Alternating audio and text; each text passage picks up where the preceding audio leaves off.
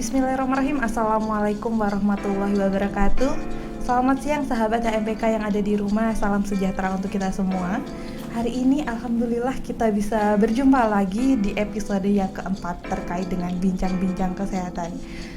Kemarin sudah membahas terkait dengan keperawatan medikal bedah, sudah membahas terkait dengan maternitas, sudah membahas juga terkait dengan kegawat daruratan.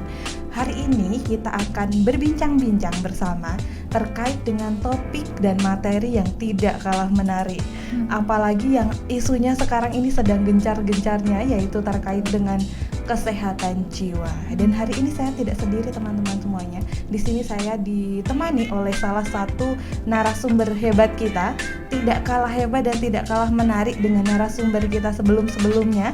Mari kita sapa bersama. Selamat pagi Mbak Reni Triastuti. Iya. Assalamualaikum Mbak Reni. Waalaikumsalam warahmatullahi wabarakatuh. Selamat pagi Mbak Pipa, selamat pagi sahabat HMPK semuanya yang ada di rumah. Oke Mbak Reni, hari ini apa kabar? Gimana nih kabarnya hari ini Mbak Reni?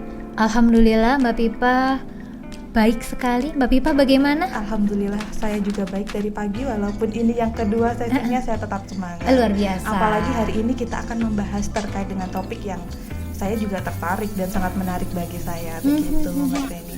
Jadi teman-teman semuanya, di sini nanti kita akan berbincang-bincang terkait dengan tema kesehatan jiwa. Khususnya temanya adalah stand up, speak out, dan stop bullying.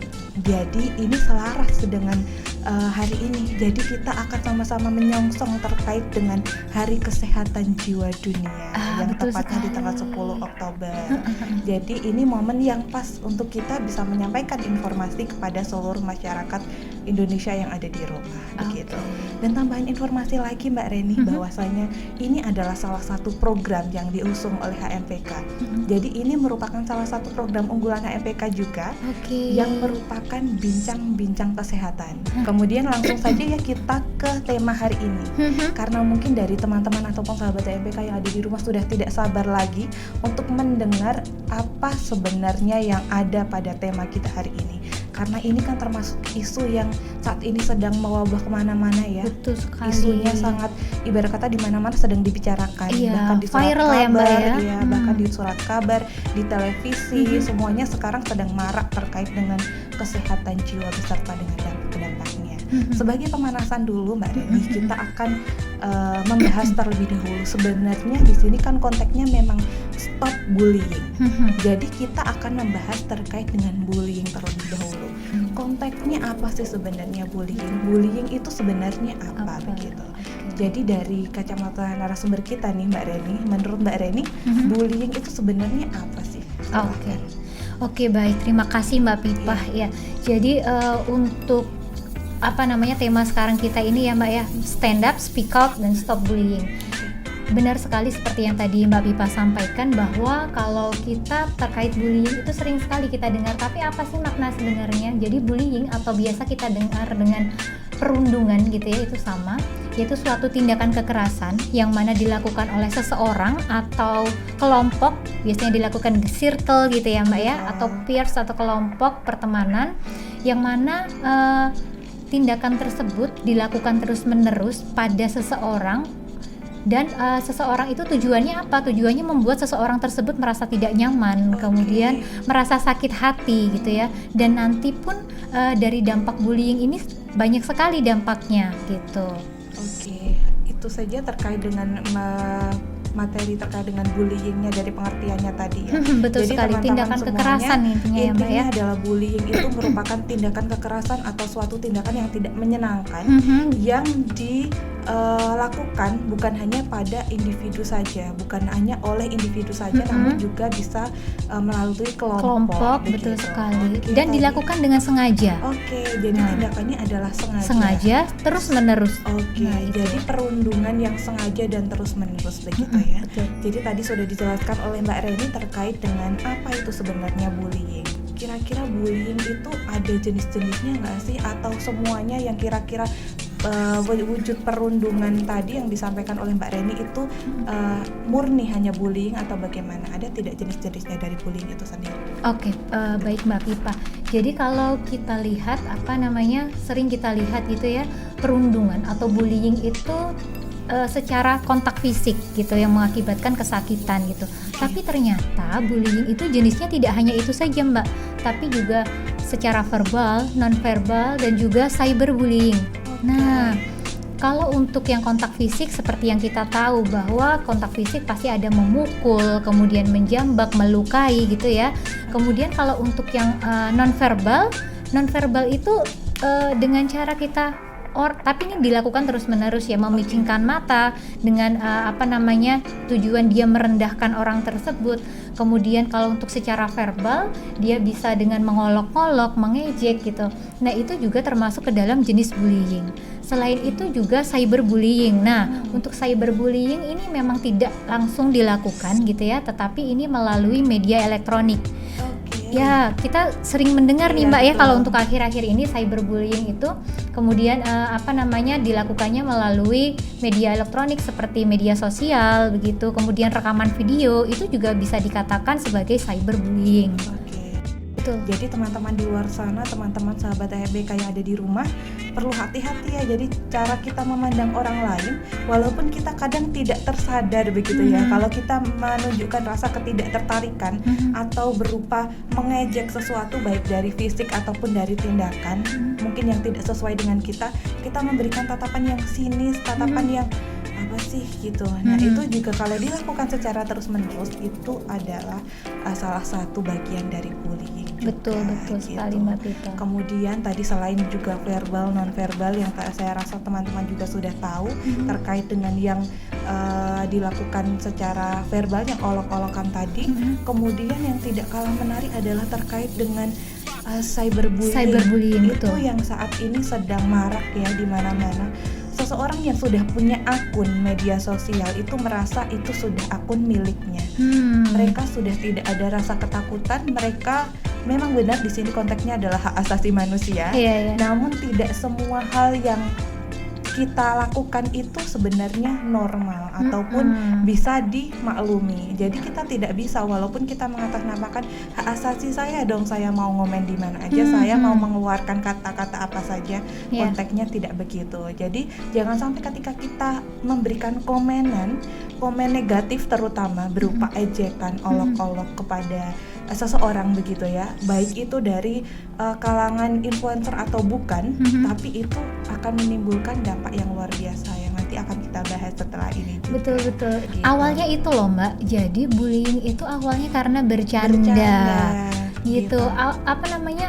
Dengan dalih biasanya ya elah cuma bercanda. Jangan baperan dong. Nah, gitu, ini nih seringnya jangan baperan gitu. Nah, dengan kata-kata jangan baperan, baper. Nah, itu tuh yang menjadikan mewajarkan seseorang membuat mengintimidasi seseorang melalui perkataan atau misalnya perbuatan. Nah, itu sebenarnya sudah termasuk bullying gitu. Jadi itu sudah termasuk ke bullying ya. Jadi sahabat di rumah harus lebih hati-hati lagi terkait dengan itu. Oke, kita beranjak kepada itu Mbak, biasanya kalau orang-orang itu terkait dengan bullying itu sebabnya apa aja sih? Kira-kira yang menyebabkan terjadinya suatu bullying itu sebenarnya apa gitu? Teman-teman mungkin tidak tahu, tiba-tiba aja anaknya itu dibully di mana-mana dan lain-lain. Mereka tidak tahu sebabnya itu apa. Jadi yang pertama gini ya Mbak, permasalahan karena bullying ini sebenarnya banyak. Jadi yang pertama adalah kontrol diri yang rendah. Kontrol diri yang rendah ini bisa menyebabkan seseorang menjadi pelaku ataupun menjadi korban dari bullying itu sendiri. Dan pelaku itu sebenarnya bisa loh Mbak, awalnya itu mereka dari korban dulunya, gitu ya. Jadi pelaku bullying itu bisa jadi awalnya dulu menjadi korban bullying yang ada di dalam ranah kecil nih, di dalam keluarga, gitu. Dia mengalami tindak kekerasan, kemudian yang secara terus-menerus dia rasakan, sehingga hal itu menjadikan kontrol diri dia yang tidak baik gitu ya, kemudian dia tidak mempunyai manajemen emosi yang baik. Nah, hal ini nantinya bisa dia lakukan juga apa yang dia sudah diterima dia di rumah, misalnya dengan cara orang tuanya atau pola asuhnya dengan cara memukul, kemudian dengan cara perkataan yang tidak baik, itu dia bisa lakukan kepada orang lain yang dia anggap itu lebih lemah gitu ya. Iya, Nah, betul. kemudian kontrol diri yang rendah juga bisa menyebabkan seseorang itu menjadi korban bullying. Contohnya pada orang yang dia memang tidak memiliki kemampuan atau keterbatasan dalam hal fisik ataupun psikologis gitu ya. Dan itu membuat si orang tersebut menjadi pasrah saja ketika ada tindakan kekerasan, atau misalnya ada awalnya tuh misalnya ya Mbak ya, disuruh-suruh. Iya. Nah, kalau itu dilakukan terus-menerus dan itu sebenarnya dia tidak nyaman dengan hal itu, tapi dia tidak mampu untuk menyampaikan itu. Nah, inilah pencetusnya yang nantinya dia bisa menjadi korban bullying itu karena Oke. ketidakmampuan dia. Betul. Oke, kemudian selain kontrol diri yang rendah, ini juga pada keluarga nih Mbak. Keluarga permisif yang dia terkait tindakan kekerasan yang ada di rumah, ini juga bisa menyebabkan seseorang atau permasalahan di dalam bullying itu sendiri. Jadi ketika di dalam rumah seperti yang tadi ya, itu sering ada tindakan kekerasan, kemudian dari orang tua memperlihatkan pertengkaran di depan di depan anaknya gitu. Nah, ini juga bisa menyebabkan si anak tersebut mengcopy. Kan Oke. children see, children do gitu ya. Betul. Apa yang anak lihat dia akan lakukan. Nah, hal-hal semacam itulah yang menjadi permasalahan bullying itu ada. Selain itu juga ada dari support teman-temannya. Oke. Nah, Jadi circle itu tadi circle ya. itu balik lagi tadi. ke circle itu tadi. Iya betul. Jadi kalau kita lihat nih Mbak ya, dari video rekaman misalnya terjadi bullying, si kameramen ya atau orang-orang yang ada di sekitar orang yang sedang membuli itu, biasanya mereka tidak menengahi, tapi malah memberikan apa? Support gitu ya. Malah mereka menambah lagi. Nah gitu, Betul. jadi kompornya istilahnya gitu ya. Nah itulah yang membuat si kasus bullying ini jadi kok selalu ada permasalahannya, selalu Tidak ada habisnya. tidak ya. ada habisnya, betul sekali. Dan ini Mbak, media massa. Oke. Nah, Itu salah satunya. media elektronik itu kan sering sekali menontonkan tindakan kekerasan. Betul. Benar, yang ada di sekolah misalnya ataupun yang ada di lingkungan sekitar. Dengan anak-anak melihat seperti itu, jadinya mereka bisa tadi mengcopy gitu ya. Bisa melakukan hal yang sama walaupun di dalam program itu sudah ditulis misalnya Iya, betul. khusus untuk usia 13 plus Betul. atau dengan bimbingan orang tua gitu. Tapi permasalahannya adalah orang tua di zaman sekarang ini kan mereka kebanyakan bekerja. Betul. Dan ketika mereka di rumah tidak ada yang mendampingi. Tidak ada yang mengontrol apa yang mereka tonton juga. Betul sekali. Nah, hal-hal semacam ini nih Mbak yang bisa menyebabkan permasalahan dari bullying itu timbul. Gitu Mbak Oke. Pipa. Jadi itu tadi ya teman-teman. Jadi banyak sekali sebabnya Mhm. sehingga bullying itu terjadi begitu ya. Tadi sudah dijelaskan teman-teman semuanya terkait dengan apa saja sih yang menyebabkan bullying itu tadi. Nah, kira-kira ketika sudah mengalami bullying nih Mbak, misalnya kerabat kita atau teman kita atau orang-orang yang kita kenal ternyata mendapati adanya bullying tersebut, kira-kira di sini ada tidak sih Mbak payung hukumnya yang kira-kira bisa sebagai acuan kita untuk mengatasi bullying ini? Ya sebenarnya untuk pemerintah sendiri itu sudah membuat undang-undang terkait hal Ya, itu ya Mbak ya. Seperti Undang-Undang Perlindungan Anak pada Undang-Undang Nomor 35 Tahun 2014 yang menyampaikan tentang perlindungan pada anak. Kemudian dari Permendikbud sendiri juga sudah ada aturannya Mbak di Nomor 82 Tahun 2014. Di sana dijelaskan tentang pencegahan dan juga penanggulangan tindakan kekerasan di satuan pendidikan. Nah, itu juga sudah ada. Dengan adanya undang-undang itu juga sudah ada sanksinya yang nantinya akan didapatkan pada si pelaku, seperti itu. Kalau misalnya kita mendengar bahwa kalau itu dilakukan di bawah umur maka dia tidak bisa diberikan hukuman, tapi ternyata semuanya sudah ada aturannya gitu. Seperti kasus yang kemarin yang melibatkan anak usia di bawah umur yang viral ya Mbak ya, yang sampai menyebabkan kelumpuhan seperti itu, cedera begitu ya. cedera seperti itu. Nah, itu kan juga melibatkan anak usia di bawah di bawah umur gitu ya. Betul. Tapi itu juga ada sanksinya. Ternyata ada aturannya memang untuk anak usia di bawah umur pun sudah ada aturannya untuk itu. Jadi bukan berarti dia masih anak-anak kemudian mewajarkan, lah namanya juga anak-anak ya, dengan mewajarkan hal semacam itu. Dan penting sekali tadi yang Mbak Pipah juga sampaikan bahwa lingkungan sekolah itu juga berperan penting. Ketika sekolah itu tidak memiliki manajemen yang baik terhadap cara pengendalian ini, maka itu juga bisa menyebabkan kasus bullying itu tetap ada, sehingga kontrol dari sekolah, kemudian kontrol dari keluarga itu juga sangat penting untuk dilakukan. Oke, jadi teman-teman tadi sudah disampaikan oleh Mbak Reni. Jadi untuk sahabat MPK yang ada di rumah tidak perlu khawatir apabila mendapati kasus serupa ya Mbak, terkait dengan semua jenis bullying. Silakan apabila merasakan hal tersebut atau mendapati orang-orang di sekitarnya, silakan bisa melaporkan. Tadi kan sudah disampaikan terkait dengan bullying khususnya yang ada di sekolah, baik di usia anak sekolah begitu. Nah kemudian kira-kira di mana saja sih Mbak tempatnya yang memungkinkan untuk terjadi bullying? Apakah hanya di sekolah saja atau bisa di mana saja, atau bagaimana kira-kira yang rawan terjadi bullying itu sendiri? Iya benar Mbak Pipah. Jadi sebenarnya bullying ini tidak hanya terjadi di sekolah ya, di lingkungan sekolah, tetapi juga bisa terjadi di lingkungan keluarga, kemudian di lingkungan masyarakat, kemudian tadi di lingkungan dunia maya atau cyberbullying gitu. Kemudian juga di lingkungan kerja. Nah, ternyata di lingkungan kerja ini juga banyak ditemukan kasus bullying yang dilakukan oleh dari teman kerjanya ataupun dari atasannya seperti itu. Gitu. Jadi circle-nya ya, di semua circle itu rawan adanya kasus bullying, bukan hanya di sekolah tapi juga di tempat kerja juga bisa ada. Iya, dimanapun itu ya Mbak ya. Oke, terima kasih Mbak Reni sudah menjelaskan terkait dengan tempat atau di mana saja bisa terjadi bullying.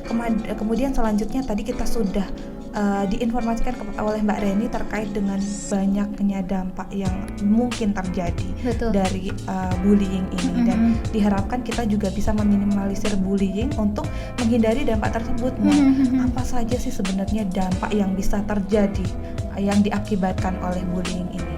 Nah iya, jadi kalau kita bisa tahu ya Mbak ya, dampaknya ini tidak hanya ternyata pada korban saja, tetapi juga pada pelaku dan juga saksi atau yang melihat. Kalau pada korban jelas kita tahu bahwa ketika terjadi bullying secara fisik, maka akan ada kesakitan baik fisik maupun secara psikis. Kesakitan secara fisik bisa disebabkan karena adanya pukulan gitu ya, kemudian ada perlukaan di sana, ada trauma gitu. Kemudian kalau secara psikis, secara psikis ini kadang yang kurang diperhatikan gitu ya, ada perubahan-perubahan dari diri si anak tersebut atau diri seseorang.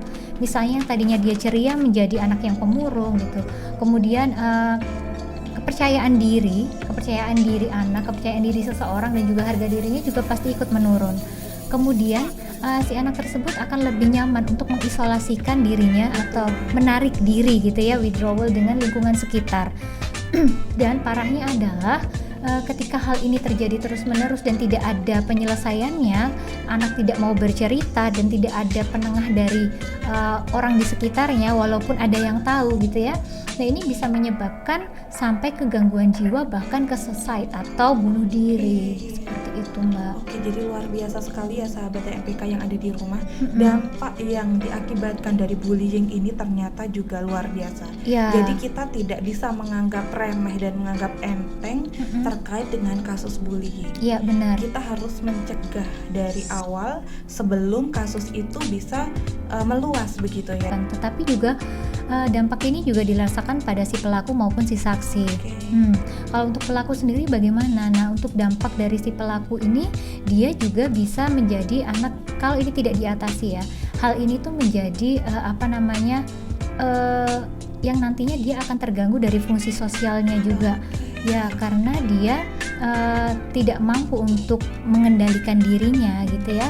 Kemudian si pelaku ini juga berpotensi nantinya menjadi tindak kekerasan yang lain atau malah tindakan kriminal yang lainnya gitu. Jadi itu memicu juga ya untuk si pelaku, terkait bukan hanya pada kepribadiannya saja yang nantinya akan berubah, namun juga respon sosialnya. Ya, jadi benar. kepada orang lain, lingkungan lain, sekitar, ya. dan itu nantinya akan memberikan dampak buruk juga. Ya, dia akan lebih berani. Iya betul, gitu. betul sekali. Lebih berani melakukan sesuatu yang kira-kira itu salah. Iya. Dia mungkin merasa sudah hebat, sudah bully orang-orangnya lemah, maksudnya tidak ada yang melapor, jadi dia lebih merasa berkuasa. Iya, karena dia berpikir bahwa tidak ada resiko yang saya temui dengan apa yang saya lakukan gitu ya.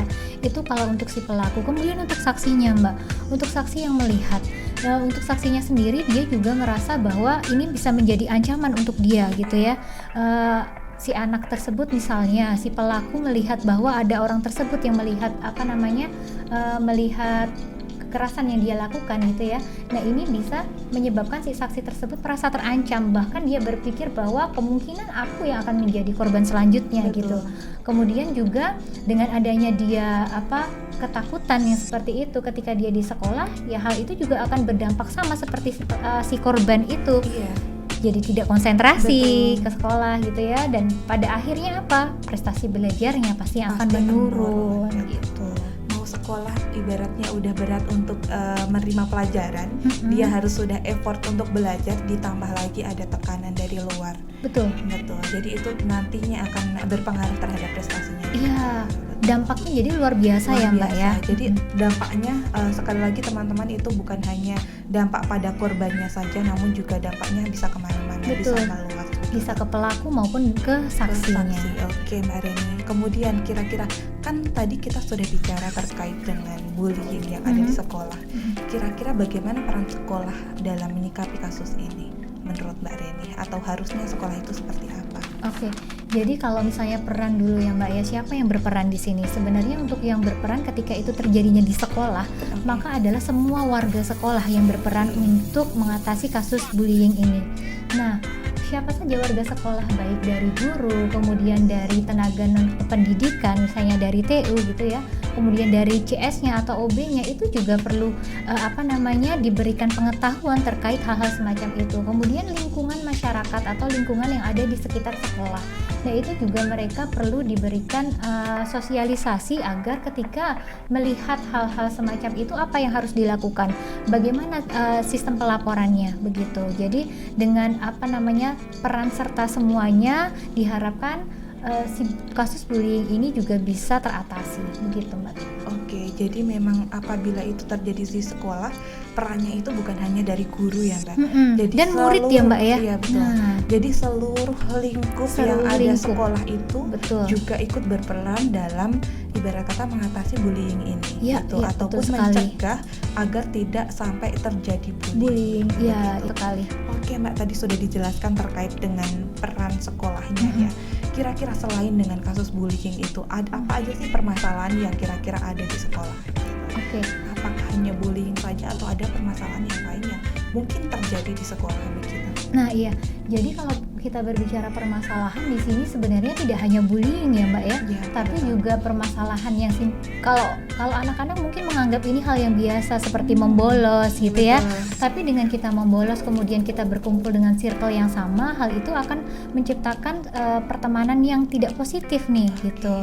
Kemudian adanya adiksi gadget. Nah, siapa sih sekarang yang tidak mempunyai HP gitu ya, mempunyai gawai. Nah, dengan anak yang dia adiksi gadget pada anak usia misalnya sekolah dasar gitu. Nah, itu kan juga akan menjadi permasalahan di dalam sekolah ataupun di dalam keluarga. Kemudian adanya penyalahgunaan nafza. Nah, ini nih Mbak, penyalahgunaan nafza, kemudian alkohol di lingkungan sekolah ini sebenarnya sudah banyak sekarang kita temukan hal semacam itu. Jadi bagaimana nantinya peran sekolah, kemudian keluarga ataupun lingkungan sekitar untuk sama-sama mengatasi permasalahan yang ada. Oke, jadi itu tadi teman-teman semuanya, bahwa permasalahan yang bisa terjadi di sekolah itu ternyata bukan hanya terkait dengan bullying, namun bisa masalah-masalah yang lainnya. Termasuk juga kita harus hati-hati tentang penggunaan gadget pada anak begitu. Oke Mbak Reni, tadi sudah disampaikan terkait dengan permasalahan yang ada di sekolah. Begitu banyaknya ternyata teman-teman semuanya permasalahan yang mungkin bisa timbul di sekolah. Kemudian selanjutnya kira-kira dari Mbak Reni sendiri, dari permasalahan yang ada tadi, kira-kira program apa yang bisa dilakukan atau mungkin bisa diusung oleh instansi terkait dengan masalah yang ditimbulkan? Oke, baik. Jadi kalau kita berbicara program gitu ya Mbak ya, untuk program sekolah seperti apa kegiatan yang bisa dilakukan, Kalau di sekolah itu kan kita kenal dengan UKS atau unit kesehatan sekolah. Betul. Nah, kita bisa mengembangkan kegiatan UKS itu menjadi sekolah sehat jiwa di sana. Nah, kalau kita tahu bahwa UKS itu kan ada trias UKS. Yang pertama adalah pendidikan kesehatan, kemudian pelayanan kesehatan, kemudian pembinaan lingkungan sekolah sehat. Nah, dengan kita mengembangkan UKS itu menjadi nantinya tidak hanya concern pada kesehatan secara fisik, tapi juga kesehatan jiwa, itu juga bisa dilakukan dengan kita nantinya membuat sekolah sehat jiwa. Betul gitu. sekali. Itu termasuk usulan program yang luar biasa ya Mbak. Ya. Jadi untuk Bapak Ibu yang ada di rumah mungkin yang saat ini sedang bekerja di suatu sekolah, mungkin bisa mengusung program ini, tentunya bukan hanya untuk mengantisipasi adanya bullying ya, Iya, tapi namun permasalahan untuk permasalahan semuanya ya, Mbak, ya. semuanya secara keseluruhan. Betul. Karena yang ada di sekolah itu bukan hanya kesehatan fisik yang utama, tapi juga lebih malah kepada kesehatan jiwanya, Iya, begitu ya. betul. Karena semangat mereka belajar terkait dengan motivasi mereka itu tentunya akan dipengaruhi dengan kondisi jiwa mereka juga. Kemudian tadi sudah disampaikan banyak sekali yang untuk pencegahan juga ya. Kemudian dari Mbak Leni sendiri, gimana poin pentingnya untuk mengatasi atau bagaimana solusi untuk mengatasi permasalahan ini? Oke, jadi kalau untuk solusi permasalahannya ketika itu terjadi di sekolah tadi ya, dengan cara kita membuat sebuah program, salah satunya dengan sekolah sehat jiwa, di mana tujuannya itu nanti dari program tersebut adalah kita bisa memberikan pelatihan, kemudian kita bisa memberikan penyuluhan ataupun bimbingan kepada semua warga sekolah terkait kesehatan jiwa. Oke, kemudian juga kita bisa melakukan deteksi dini terkait kesehatan jiwa untuk peserta didik ataupun keluarga sekolah, terutama di sini peserta didik. Nah, untuk screening ini atau deteksi dini ini bisa kita lakukan secara mandiri oleh penanggung jawab UKS, atau kita bisa berkolaborasi dengan puskesmas setempat begitu ya Mbak ya. Karena biasanya dari puskesmas itu kan memiliki program tahunan yaitu screening kesehatan, yang mana di dalamnya nanti akan ada screening kesehatan jiwa. Nah, kalau hal ini sudah dilakukan secara rutin juga, karena biasanya dari puskesmas juga memberikan pelatihan kepada penanggung jawab UKS atau beberapa guru untuk dilakukan pelatihan ini. Jadi pelatihan terkait deteksi dini ini nanti mereka bisa dengan mengisi kuesioner atau deteksi dengan menggunakan SDQ atau Strengths Difficulty Questionnaire yang biasa dilakukan untuk anak usia 3-17 tahun gitu ya Mbak ya. Nah, itu nanti bisa dilakukan juga di sekolah. Nah, dengan adanya program screening atau deteksi dini itu tadi, bisa kita temukan apabila terjadi masalah. Ketika terjadi masalah kesehatan jiwa pada peserta didik, maka kita bisa memberikan intervensi sedini mungkin. Dan ketika ada ditemukan masalah yang tidak bisa diatasi oleh sekolah, maka sekolah bisa melakukan konsultasi lebih lanjut, kemudian bisa memberikan rujukan nih dari pihak setempat, dari petugas kesehatan setempat, yang mana nantinya apakah ini si anak perlu adanya penanganan terapi ataupun perlu konsultasi lebih lanjut pada psikolog misalnya, atau pada dokter atau tenaga kesehatan yang lain terkait dari masalah itu. Jadi ternyata banyak sekali manfaatnya ya Mbak ya, dengan kita membuat sekolah sehat jiwa, mengaktifkan lagi, mengembangkan lagi program UKS di dalamnya gitu. Kemudian kalau misalnya di tempat lingkungan kerja bagaimana, atau misalnya di perguruan tinggi.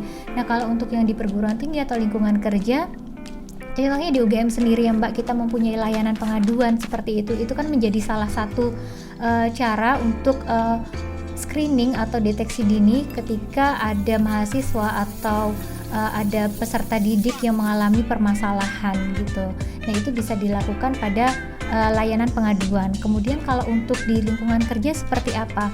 Nah, kalau untuk lingkungan kerja ini memang karena sudah bekerja, mereka sudah tahu ya Mbak ya apa yang harusnya dilakukan. Betul. Gitu. Tapi dengan adanya klinik kesehatan yang ada di sana, itu juga bisa membantu adanya psikolog, kemudian dari staf SDM-nya dia mempunyai program untuk hal itu. Nah, itu juga bisa menjadi cara untuk mengatasi kasus atau permasalahan kesehatan jiwa yang terjadi. Oke, jadi teman-teman semuanya, sahabat MPK yang ada di rumah, tadi sudah disampaikan oleh Mbak Reni terkait dengan bagaimana sih cara mengatasi permasalahan yang ada. Diawali dengan tadi pencegahan terlebih dahulu ya Mbak. Jadi memang kita lebih harus mengutamakan pencegahan terlebih dahulu supaya tidak ada atau jangan sampai ada kasus bullying itu yang terjadi gitu. Jadi kita lebih waspada, kita lebih dari awal kita sudah bentengi terlebih dahulu dengan pencegahan tersebut supaya jangan sampai ada kasus gitu. Iya betul. Jadi itu merupakan suatu poin penting ya, dan itu tidak hanya berlaku atau tidak hanya bisa diupayakan di tingkat sekolah, namun juga di semua sektor. Iya betul. Iya benar. Gitu. Jadi tadi sudah disampaikan oleh Mbak Reni juga bahwasanya apabila terdapat kasus yang seperti itu langsung ke kanal pengaduan begitu. Iya benar sekali. Langsung bisa lapor begitu ya, supaya itu tindakan bisa langsung dicegah dan bisa langsung berhenti di situ saja. Jadi tidak berantai lagi begitu. Kira-kira dari kanal pengaduan atau lembaga yang sebagai rujukan untuk kasus bullying itu dari Mbak Reni itu dari mana saja sih Mbak, kira-kira orang-orang kalau mencari kanal pengaduan itu seperti apa atau harus kemana? Oke, benar Mbak Pipah. Jadi untuk layanan pengaduan sebenarnya dari pemerintah sendiri itu sudah memfasilitasi ya Mbak ya. Dari Kemenpa itu juga sudah ada itu SAPA 129 ya, dari Kementerian Perlindungan Anak dan juga Perempuan, kemudian juga dari P2 PTPKA itu juga sudah ada Mbak di sana. Nanti juga bisa dilakukan itu juga ada lapor.go.id. Nah, di lapor.go.id ya. Kemudian dari KPAI itu juga memfasilitasi terkait layanan pengaduan dari kasus apapun itu, dari bullying ataupun dari tindakan kekerasan yang dilakukan di keluarga ataupun di lingkungan masyarakat. Jadi agar masyarakat lebih aware ya Mbak ya. Betul. Dengan kita mensosialisasikan itu bisa menjadi salah satu pencegahan juga terkait masalah yang ada seperti yang bullying, kemudian permasalahan kesehatan jiwa yang lainnya, agar hal itu tidak terjadi dan bisa diatasi. Oke, terima kasih Mbak Reni tadi sudah menyampaikan terkait dengan harus kemana kita mengadukan, harus kemana kita melapor. Jadi teman-teman semuanya, sahabat DMPK yang ada di rumah, silahkan apabila menemukan di luar sana ataupun melihat atau bahkan orang-orang terdekat yang mungkin ada kasus terkait dengan bullying atau mungkin ada kasus yang lain, silahkan bisa melapor ke kanal pengaduan yang tadi sudah disampaikan oleh Mbak Reni. Iya gitu. Betul. Jadi itu nanti akan menjadi upaya juga ya Mbak, kita ikut mensosialisasikan, kita ikut menolong hal-hal yang kira-kira nanti bisa berdampak buruk. Kita bisa cegah terlebih dahulu supaya hal tersebut tidak melebar kemana-mana dan tidak menimbulkan dampak yang mengerikan tadi yang sudah dijelaskan di awal tadi. Menambahkan ya Mbak ya. Jadi untuk layanan pengaduan ini juga bisa dibuat di lingkungan sekolah ataupun di instansi pendidikan yang lain. Contohnya misalnya kalau di sekolah itu kan ada guru BK, tapi stigma ketika kita bertemu guru BK itu kan kadang negatif. Iya, padahal guru BK itu memfasilitasi untuk peserta didik bisa bercerita atau bisa bercerita ataupun harapannya nanti bisa mendapatkan cara untuk menyelesaikan permasalahannya. Tetapi ketika hal itu dari stigma itu tadi sudah buruk, itu kan kita bisa membuat cara lain, misalnya dengan layanan pengaduan melalui WA. Iya betul. Ya, ataupun nomor telepon gitu. Kemudian kita buat poster yang kita tempel di beberapa titik seperti yang ada di kampus kita ya Mbak ya. Itu kan ada layanan pengaduan untuk hal semacam itu, yang mana fungsinya tidak hanya mengadukan tetapi juga bisa untuk tempat bercerita atau sharing. Karena terkadang kalau untuk yang kita udah usia mahasiswa nih, kadang mereka bisa berpikir aku harus ceritanya kemana ya, teman yang ini aja nggak bisa dipercaya, harus kemana nih kayak gitu. Maka dengan bantuan profesional itu juga adalah salah satu pilihannya. Bukan berarti dengan kita berkonsultasi dengan psikolog ataupun psikiater itu kita bermasalah, tetapi dengan hal itu kita bisa mencegah atau mengatasi masalah yang ada pada diri kita secepat mungkin. Gitu. Oke, benar sekali ya teman-teman. Jadi di sini konteksnya adalah terkait dengan kita bisa mencari jalan yang benar untuk mengatasi masalahnya. Betul. Begitu. Jadi karena saat ini kan memang stigma dari guru BK ya Mbak ya, terutama apabila ada seorang anak didik yang ke ruangan BK aja lah gitu, mereka beranjak ke ruangan BK atau keluar dari ruangan BK, pasti stigmanya dari orang-orang berpikir bahwa itu ada pelanggaran aturan. Nah, betul. Mungkin misalnya bawa HP, mungkin rambutnya tidak sesuai aturan atau seragamnya tidak sesuai aturan begitu ya. Padahal fungsi dari guru BK sebenarnya bukan itu saja begitu. Jadi termasuk salah satunya adalah tentang tempat untuk sharing ya, tempat untuk diskusi dan juga konsultasi terkait dengan apa yang dirasakan. Betul, tempat konsultasi itu penting sekali ya Mbak. Jadi tadi sudah disampaikan Mbak Reni juga, ini mungkin bisa menjadi ide juga untuk Bapak dan juga Ibu yang ada di rumah sahabat AMPK semuanya, bahwasanya kita bisa memberikan wadah, walaupun itu secara online, karena online kan mungkin privasinya lebih terjaga. Betul. Ya, dan mungkin dari orang-orang juga tidak harus datang menemui, tapi bisa konsultasi di jam berapapun melalui kontak tersebut. Betul. Jadi itu nanti tentunya akan memberikan efek yang luar biasa juga. Jadi akan memberikan rasa aman kepada setiap peserta didik ataupun siapapun yang mungkin sudah melakukan pengaduan. Jadi saat ini pengaduan tidak harus bertemu secara langsung, namun juga sudah bisa melalui media ya Mbak. Jadi bisa melalui WhatsApp juga. Jadi itu yang lebih aman menurut saya. Jadi nanti bisa dilakukan misalnya mengalami ini di sore hari, malam sudah kepikiran, sudah terbebani di hati, nah itu bisa langsung konsultasi melalui WhatsApp tersebut. Gitu. Dan tidak hanya pada orang yang mengalami, tapi orang yang di sekitarnya. Misalnya Mbak Pipa ada teman kok ada perbedaan nih dari segi gesturnya, dari perilakunya, itu juga bisa dikonsultasikan loh. Jadi itu bisa sebagai media untuk menolong teman juga ya Mbak. Jadi mungkin teman kita sudah buntu, tidak tahu harus kemana, tapi dari sisi fisiknya itu sudah kelihatan sekali kalau dia itu mungkin lesu, badannya berantakan, dan itu terlihat dia sudah ibarat kata membatasi kontak dengan orang lain, isolasi diri gitu ya. Itu bisa menjadi salah satu penyelesaiannya dengan mengkontak atau menghubungi kanal pengaduan tersebut begitu ya. Oke, terima kasih Mbak Reni, luar biasa sekali teman-teman, ternyata waktunya sudah habis dan sudah tidak terasa juga kita ternyata sudah lama berbincang-bincangnya. Dan hari ini terima kasih kepada Mbak Reni ya sudah menyempatkan hadir.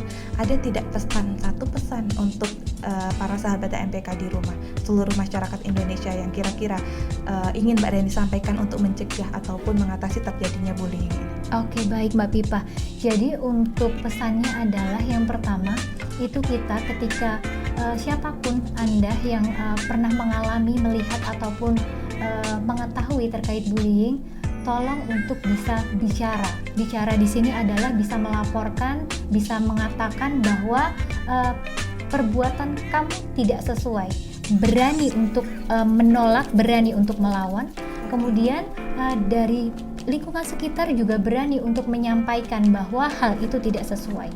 Kemudian juga kita harus mampu mengabaikan. Dengan kita mengabaikan dari olok-olokan, ejekan, bukan berarti kita kalah dalam hal itu, tapi itu adalah kita menjadi orang yang lebih dewasa setidaknya daripada orang tersebut. Dengan kita mengabaikan, itu tidak menjadi masalah yang mungkin kita simpan di dalam hati begitu ya. Kemudian kita hindari lingkungan yang tidak membuat diri kita menjadi pribadi yang positif gitu. Kalau misalnya kita pilih lingkungan yang positif, pasti dampaknya juga akan baik pada diri kita. Iya, seperti itu. Oke, itu tadi teman-teman pesan dari Mbak Reni untuk kita semua. Saya harap teman-teman yang lain setelah menonton dari video ini, teman-teman bisa mengaplikasikan ilmu yang sudah didapatkan dari apa yang disampaikan oleh Mbak Reni, sehingga kita bersama bisa mencegah terjadinya bullying itu, seperti pada tema kita bahwa stop bullying. Kita hentikan bullying itu begitu ya Mbak. Jadi untuk teman-teman yang menonton ini mungkin ada rekannya yang lain yang mungkin membutuhkan itu juga, silakan teman-teman bisa share linknya ke teman yang lain supaya ilmu yang disampaikan oleh Mbak Reni itu bisa meluas sehingga kita bisa lebih banyak melakukan pencegahan untuk bullying. Betul. Satu hal yang saya simpulkan hari ini, bahwa bullying adalah segala bentuk penindasan atau kekerasan yang dilakukan dengan sengaja oleh satu orang atau sekelompok secara terus-menerus. Dan pencegahan bullying ini bisa dilakukan bukan hanya dari kita sendiri, namun juga dari bantuan seluruh pihak yang terkait, Betul. baik dari individu ataupun dari kelompok. Iya. Jadi mari kita bersama-sama untuk menghentikan bullying ini, kita bantu, kita share video ini ke orang lain yang membutuhkan tentunya. Jadi kita bisa mengupayakan untuk bisa menghentikan bullying ini. Iya. Kalau bukan kita, siapa lagi? Begitu ya, Mbak. Betul. Oke, mungkin itu saja, Mbak, yang kita bisa diskusikan hari ini. Oke. Semoga kita bisa bertemu di lain waktu lagi, Iya. di kesempatan yang lebih baik tentunya. Oke. Kita akan share lebih banyak lagi kepada orang-orang yang di luar sana yang mungkin masih awam terkait dengan kesehatan jiwa, begitu ya. Oke teman-teman, terima kasih sudah menonton kami. Mungkin itu saja dari kami. Kita sampaikan salam jumpa terlebih dahulu kepada teman-teman semuanya dengan mengatakan bye teman-teman. Bye. Jangan lupa stand up, speak up, Dan stop bullying.